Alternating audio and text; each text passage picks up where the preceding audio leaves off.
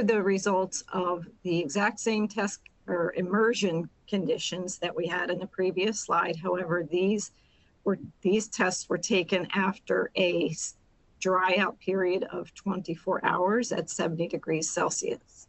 And this was to ensure that all of the fluid from the immersion had evaporated from the material to see what the net effect of was the immersion after any fluid had evaporated. As you can see on the left for the straight fuel, the end change in hardness for each case is much closer to zero than it was for the samples that were tested immediately after immersion. Particularly in the SAF fluids, they were much closer to zero than they were for the control fluid.